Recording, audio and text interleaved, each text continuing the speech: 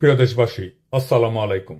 আজ রাত ৯টায় গণহত্যাকারী, খুনি, নির্লজ্জ ফ্যাসিস্ট হাসিনা ছাত্রদের উদ্দেশ্যে বক্তব্য দেওয়ার খায়েশ করেছে।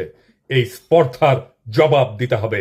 এই স্পর্ধার জবাব দেব আমরা ধানমন্ডি ৩২ নাম্বার গুড়িয়ে দিয়ে। যেই মুহূর্তে সে বক্তব্য দেওয়া শুরু করবে সেই মুহূর্তে আপনারা দলে দলে আসবেন, ধানমন্ডি ৩২ নাম্বারে বুলডোজার নিয়ে আসবেন। বুলডোজার না পাওয়া গেলে হাতুড়ি শাবল গাইতি নিয়ে আসবেন। ধানমন্ডি ৩২ নাম্বার আজ থেকে আর থাকবে না। ইতিহাসের দায় মোচন করবেন। ফ্যাসিবাদের আতুর ঘর নিশ্চিহ্ন করতে আসবেন। গান গাইতে গাইতে আসবেন, স্লোগান দিতে দিতে আসবেন, সন্তানের হাত ধরে আসবেন। মুখে হাসি আর বুকে প্রতিরোধের আগুন নিয়ে আসবেন।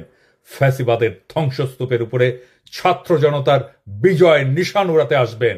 আজ রাত ৯টায় সেই ইতিহাস রচিত হোক।